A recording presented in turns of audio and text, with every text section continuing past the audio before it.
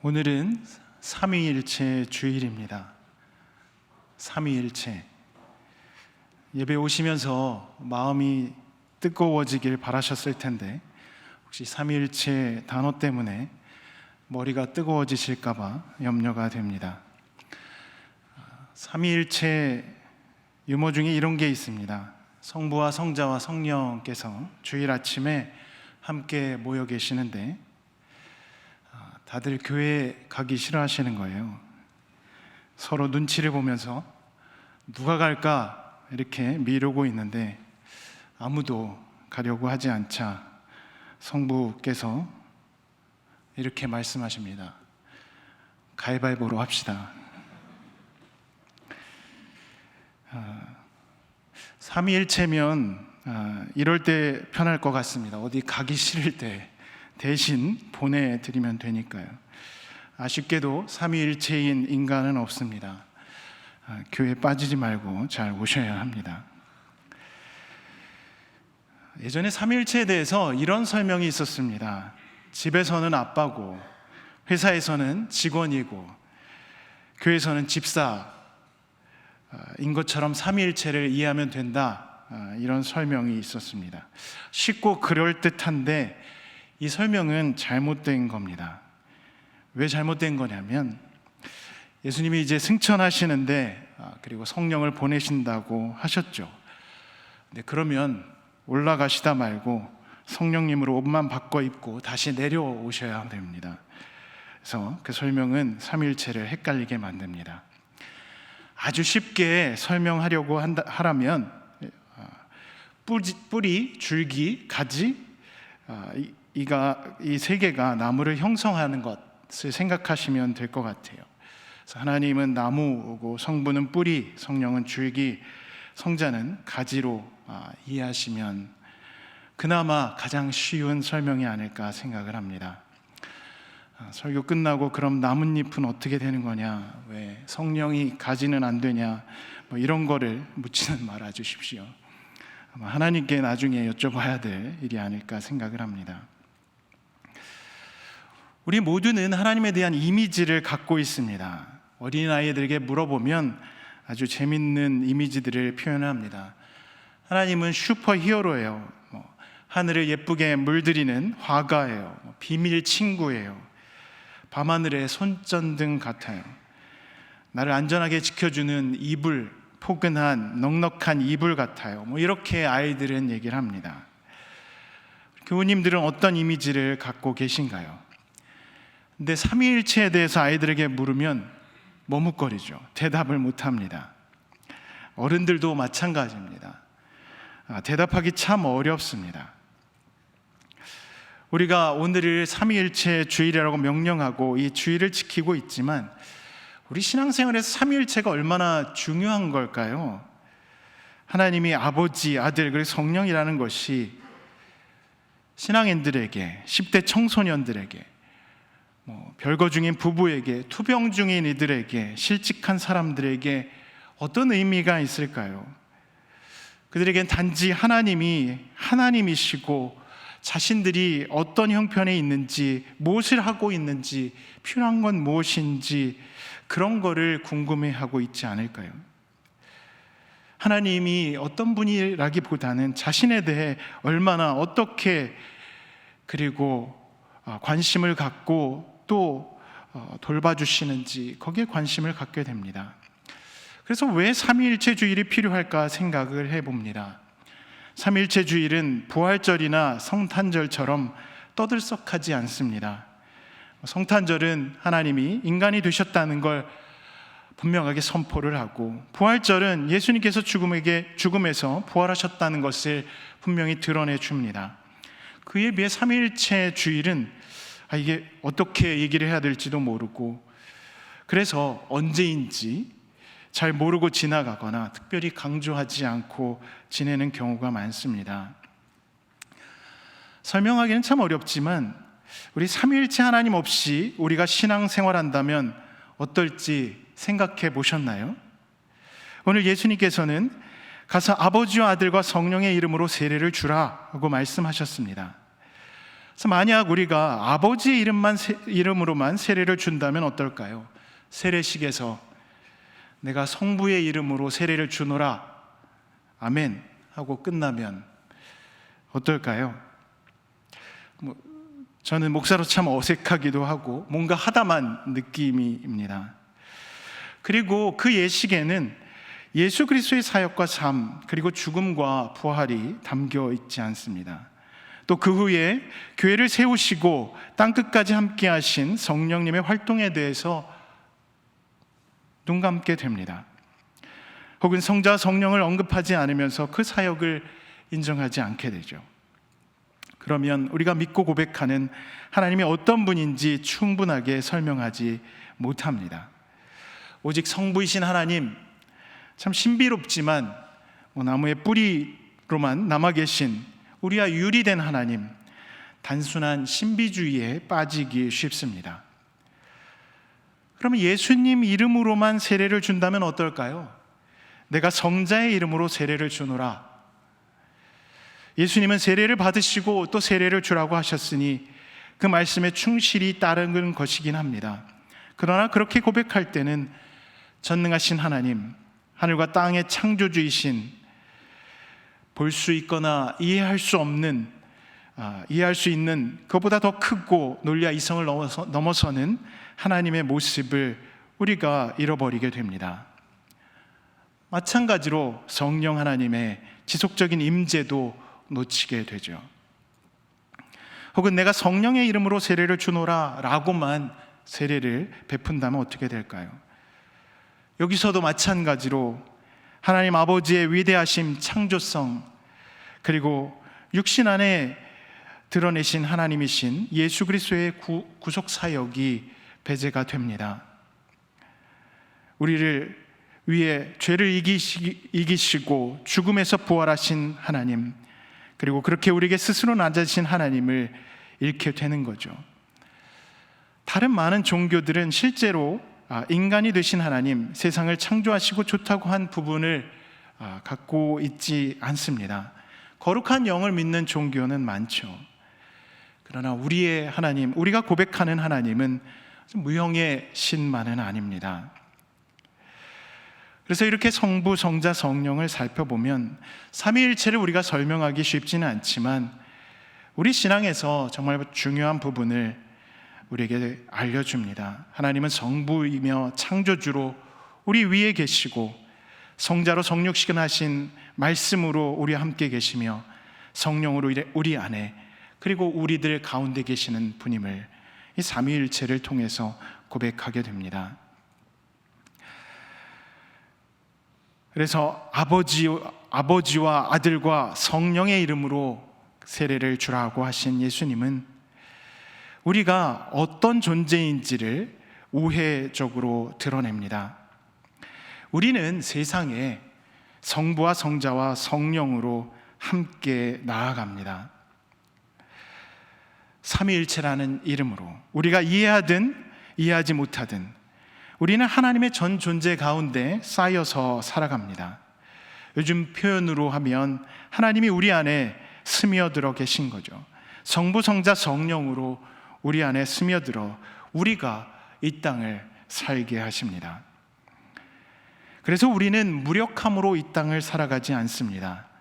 창조주이신 전능하신 하나님과 연결되어 있고 인간의 몸을 입으신 하나님께서 버리신 구속을 받았으며 우리 안에, 우리 가운데, 그리고 우리 주변에 거하시는 거룩한 영이신 하나님의 현존 안에 바로 우리가 머물기 때문입니다.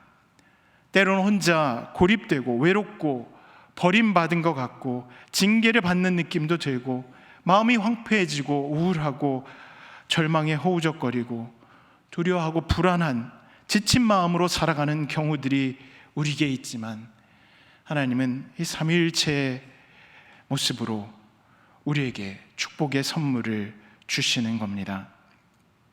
그래서 삼위일체, 우리가 인지적으로는 이해하기 어려운 개념이지만 우리를 전방위적으로 보호하시고 시간을 꿰뚫어 사랑하시며 언제 어디서나 우리와 함께 계심을 드러내시는 사랑과 자비의 표현이라는 것을 알게 됩니다.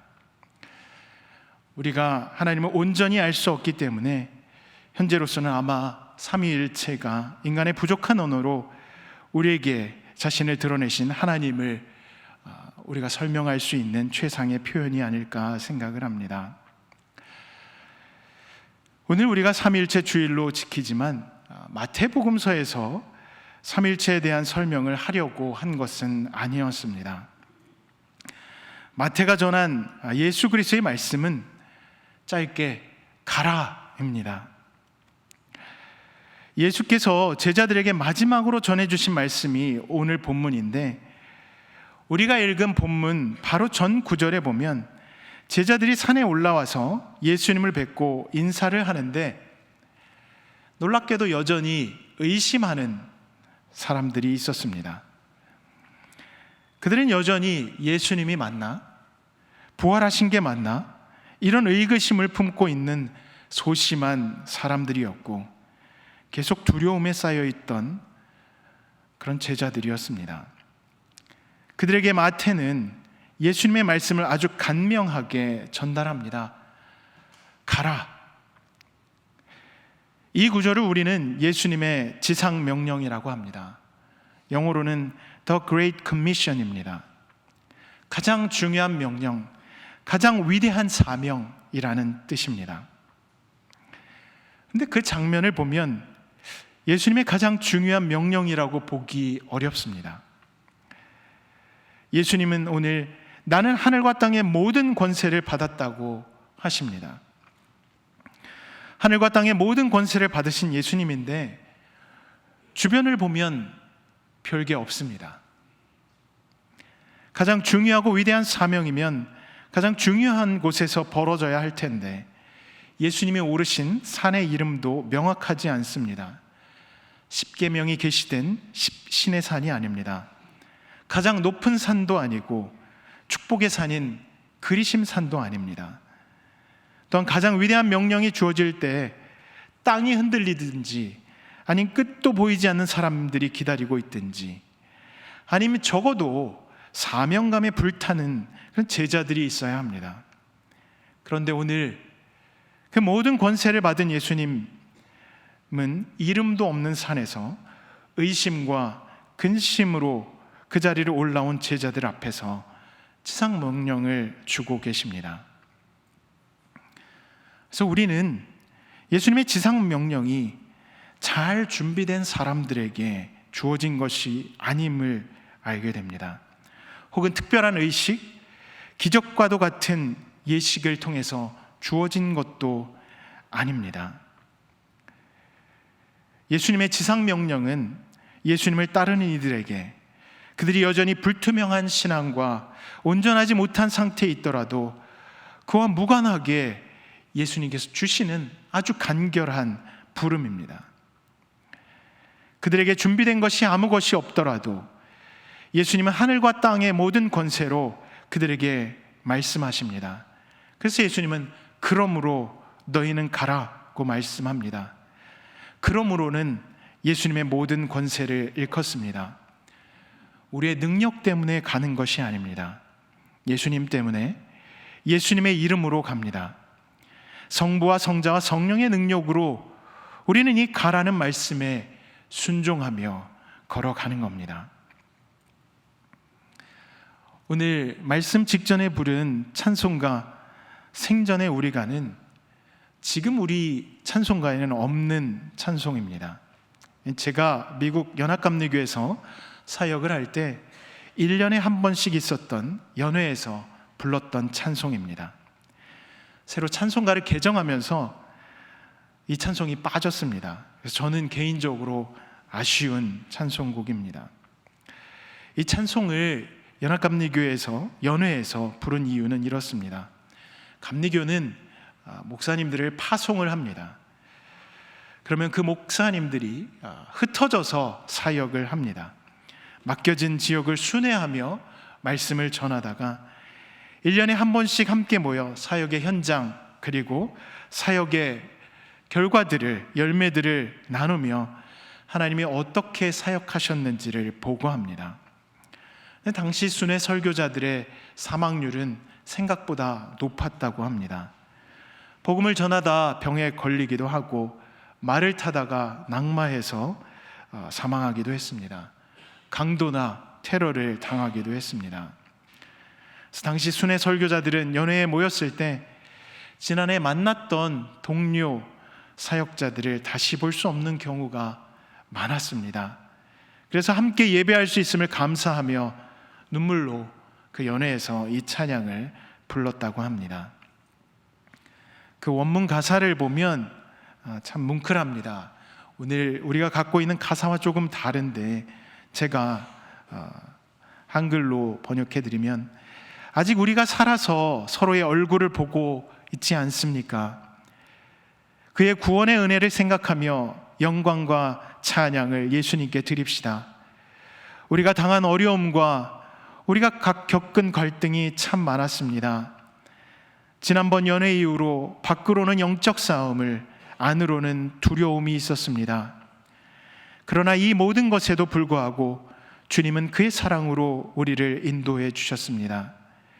그리고 여전히 우리에게 도움을 주시며 우리 생명을 보호하셨습니다. 이제 그의 구원하시는 능력을 자랑스럽게 드러냅시다. 우리가 더 이상 죄를 짓지 않을 때까지 우리를 끝까지 구원하신 그 능력을 드러냅시다. 이게 이 찬송가의 원문 가사입니다. 하나님의 말씀을 들고 낯선 곳으로 떠났던 순회 전도자들도 오늘 제자들처럼 두려움과 염려, 걱정 등이 많았습니다. 그러나 그 연약함에도 불구하고 그들은 모두 예수께서 부탁하신 일, 그러므로 가라, 이 말씀을 충실하게 따랐습니다. 그리고 기독교의 역사는 모두 이 가라는 말씀을 따르는 응답과 순종의 역사였습니다. 아브라함이 그랬습니다. 본토 친척 아비집을 떠나 하나님께서 가라고 하신 땅으로 두렵지만 갔습니다. 모세도 그렇습니다. 이집트에서 가나안으로 그 광야길을 헤쳐나가며 말씀하신 대로 갔습니다. 예수님도 그렇습니다. 제자들도 그랬습니다. 준비돼서 떠난 것은 아니었습니다. 예수님의 말씀대로 예루살렘과 사마리아와 땅끝까지 그들은 모두 가라는 말씀에 순종했습니다. 가라고 하신 주님은 가서 모든 민족으로 제자를 삼으라고 하십니다. 이 민족은 우리가 지금 생각하고 있는 민족과는 다릅니다. 단순하게 말하면 우리와 다른 사람들을 말합니다. 당시의 이방인들, 외국인들, 다시 말해서 유대인이 아닌 사람들을 말합니다. 그들을 제자로 삼으라고 합니다. 지금 우리에게는 기독교인이 아닌 사람들입니다. 익숙하고 편한 그런 사람들이 아니라 그 안에서만 머물지 말고 그것을 넘어서 가라는 우리에게 도전이 되는 말씀입니다. 우리에게만 그런 것이 아니라 신앙의 역사에서 늘 이 가라는 말씀은 도전이었습니다. 아브라함에게 하나님은 이 땅의 모든 민족이 하나님의 자녀가 될 것이고 이방인들도 하나님 앞에서 경배하게 될 것이라고 창세기에서 약속을 했습니다. 근데 아브라함은 반신반의했을 겁니다. 그 모습이 오늘 제자들의 의심하고 근심하는 모습에서 보입니다. 분명한 것은 바로 이것이 우리 신앙 여정의 역설이기도 하고 핵심이라는 겁니다. 모든 민족으로 제자를 삼는 일, 일견 불가능해 보이고 두렵고 어려운 일입니다. 그리고 실상 이 일은 우리가 할 수 있는 것이 아닙니다. 모든 권위는 제자들에게 있지 않았습니다. 교회들에게 있지도 않습니다. 목회자들에게 있는 것도 아닙니다. 권위는 오직 예수 그리스도께 있었습니다. 그래서 주님께서 우리에게 맡기신 일, 우리가 맡기신 일은 우리가 하는 것이 아니라 성부, 성자, 성령께서 하시는 일입니다. 우리가 인정하고 맡겨야 할 부분은 바로 내가 아니라 성부, 성자, 성령 하나님께서 이 모든 일을 이루신다는 것입니다. 거기서 우리가 맡은 부분은 아주 짧은 예수 그리스도의 말씀, 가는 것입니다. 내 힘과 능력으로 가는 것이 아니라 삼위일체 하나님의 능력과 권위로 가야 합니다. 우리가 가야 할 곳, 우리가 세례를 줘야 할 사람들, 예수님의 제자가 되게 할 사람들이 있는 곳, 바로 그곳이 우리가 가야 할 곳입니다. 만약 우리가 가진 것으로 제자를 만들려고 하면 우리는 우리의 제자를 만들게 될 겁니다. 예수님은 성부와 성자와 성령의 이름으로 세례를 주라고 하십니다. 내 이름, 내 능력, 내 교회의 이름으로 세례를 주라고 하시지 않습니다. 삼위일체 하나님의 이름으로 세례를 주라고 하십니다. 그러기 위해서 우리가 해야 될 것은 익숙하지 않은 곳으로 가야 하는 겁니다. 철학자 임마누엘 칸트가 삼위일체에 대해서 얘기한 것이 있습니다. 삼위일체론을 얘기하면서 실천적인 삶을 우리가 이 삼위일체에서는 어떤 것도 얻을 수 없다, 이렇게 얘기를 했습니다. 실제로는 그렇지 않습니다. 삼위일체는 우리가 가야 할 방향을 예수님을 통해 분명하게 보여줍니다. 성부, 성자, 성령의 교제는 그 안에서만 머물지 않고 인간을 위해 자기를 낮추신 예수님의 분명한 자기 비움의 여정을 품고 있습니다. 인간이 되셔서 인간과 함께 하시고 우리를 구원하기 위해서 그 모든 일을 감당하신 예수님의 사역은 안전한 곳을 떠나 가시와 같은 인간들과 함께 하신 그 모험이었습니다. 다시 말해 하나님께서는 천상의 사귐에만 머물지 않고 우리에게 오셨기 때문에 우리가 구원을 누릴 수 있습니다. 그것이 삼위일체 안에 담겨 있습니다. 우리의 신앙은 바로 이 삼위일체의 사귐에 있습니다. 자기를 비워 그리스도를 따를 때 우리가 그리스도를 만나 구원이 가능합니다. 우리가 우리를 내세우지 않고 삼위일체 하나님을 온전히 의지할 때 하나님께서 우리 안에 충만히 거하실 수 있습니다. 우리의 신앙 여정은 개인의 외로운 싸움이 아니라 삼위일체 하나님께서 우리와 함께 하시는 동행입니다. 그래서 예수님은 그러므로 너희는 가라, 이렇게 말씀을 하십니다. 주님은 삼위일체 하나님께서 우리와 함께 하심을 믿으며 그 믿음 가운데 가도록 부르고 계십니다. 오늘 삼위일체 하나님의 동행하심 가운데 그 부름에 충실한 삶을 살아가는 우리 모두가 되길 간절히 축원합니다. 오늘 주신 말씀을 기억하면서 함께 묵상으로 기도하시겠습니다.